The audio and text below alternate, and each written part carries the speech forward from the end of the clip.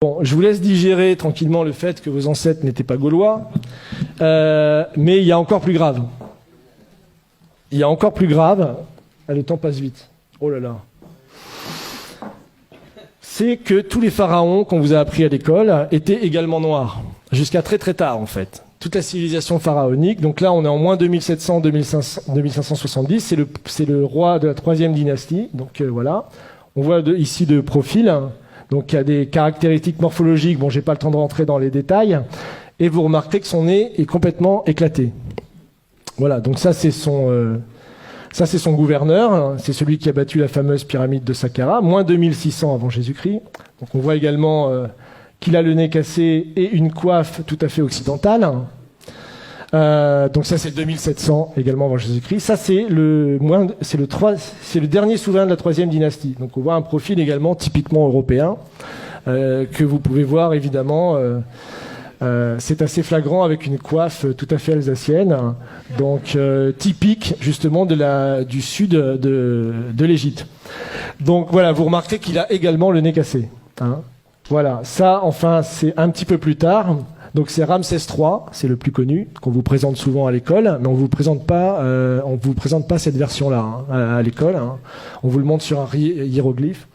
Donc également un profil tout à fait négroïde, comme on dit, et à qui on a également cassé le nez.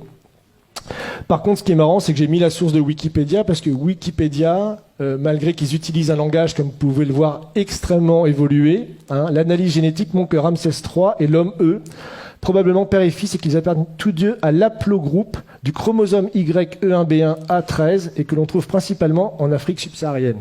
Voilà. Vous avez bien mélangé le tout. Mais bon, il est d'Afrique noire, hein, mais il ne faut pas le dire comme ça.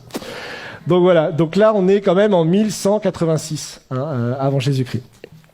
Donc là, c'est les Égyptiens tels qu'ils se représentent. C'est également dans la tombe de Ramsès III que vous pouvez visiter en allant dans la vallée des rois. Donc 1200 avant Jésus-Christ montre que les Égyptiens...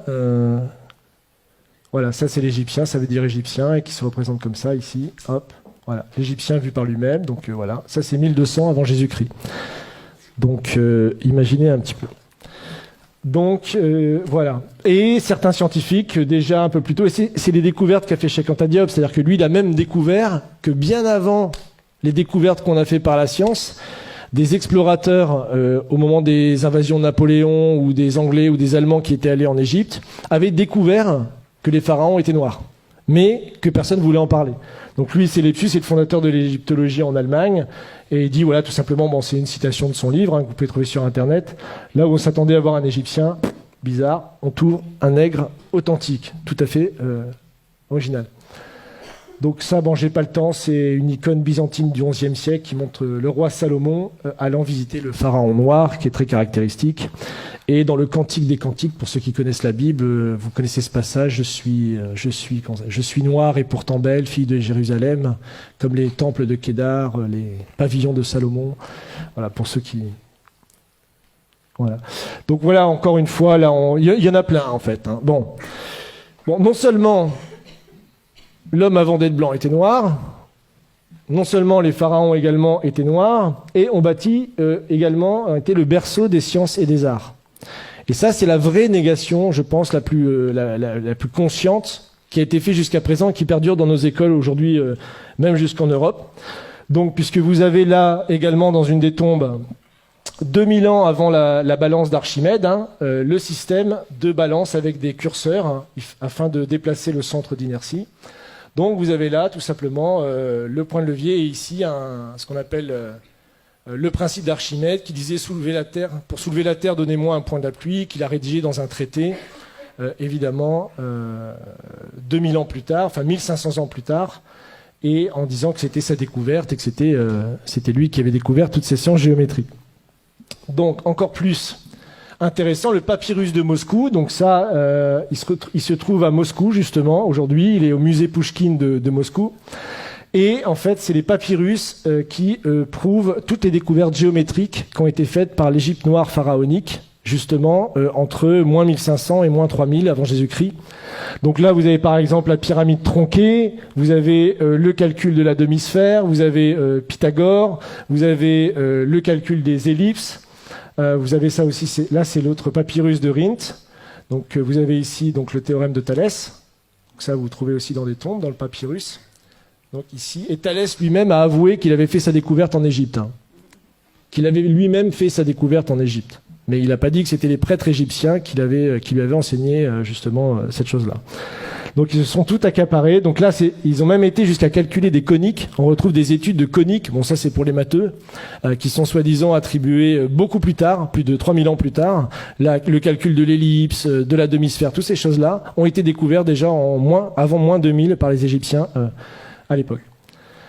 Donc, encore plus fou, c'est que les pyramides ont été faites, elles, encore plus tôt. Donc c'est 2600 pour la pyramide, je crois que j'ai les dates ici.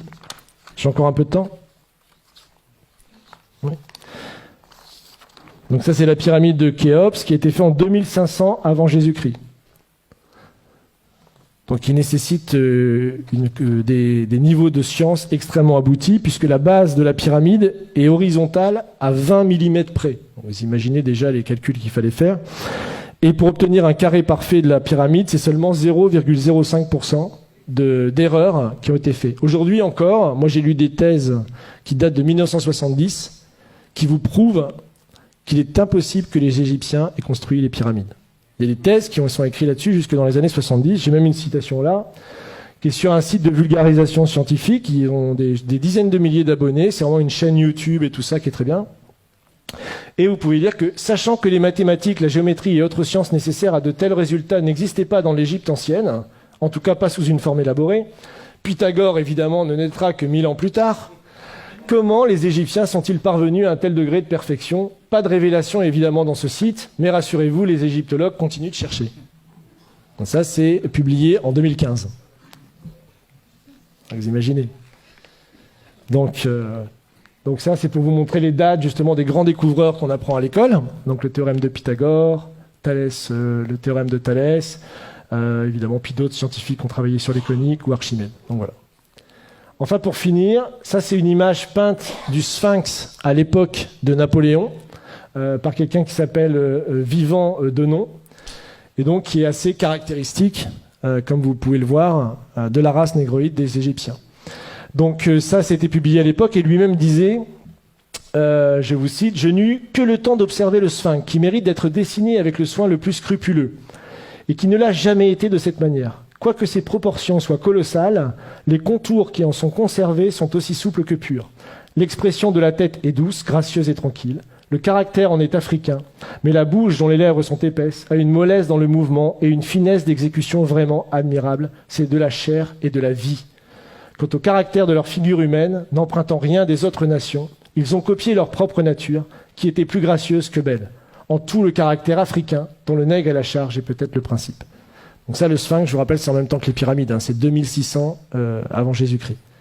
C'est d'ailleurs jusque la basilique Saint-Pierre de Rome, je crois que c'est plus grand que la basilique Saint-Pierre de Rome encore aujourd'hui, et c'est encore aujourd'hui la plus grande sculpture réalisée sur un seul bloc, 2600 ans avant Jésus-Christ. Donc c'est encore une prouesse scientifique qu'on ne sait pas expliquer aujourd'hui. Donc voilà, et pour finir, puisque le temps presse, ça c'est un proche également de Napoléon, donc qui a été avec lui dans les voyages en Égypte, et qui fait cette citation sur laquelle je terminerai, pour vous laisser réfléchir à tout ce que je viens de vous dire. Donc il parle justement des Égyptiens. Tous ont le visage bouffi, l'œil gonflé, le nez écrasé, la lèvre grosse. En un mot, un vrai visage de mulâtre. J'étais tenté de l'attribuer au climat lorsqu'ayant été visiter le Sphinx, son aspect me donna le mot de l'énigme.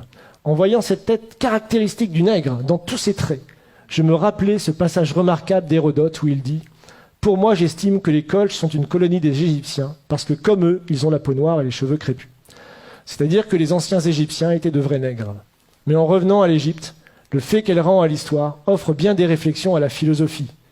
Quel sujet de méditation de voir la barbarie et l'ignorance actuelle des Coptes, issus de l'alliance du génie profond des Égyptiens et de l'esprit brillant des Grecs, de penser que cette race noire, aujourd'hui notre esclave, est l'objet de nos mépris, et celle-là même à qui nous devons nos arts, nos sciences et jusqu'à l'usage de la parole.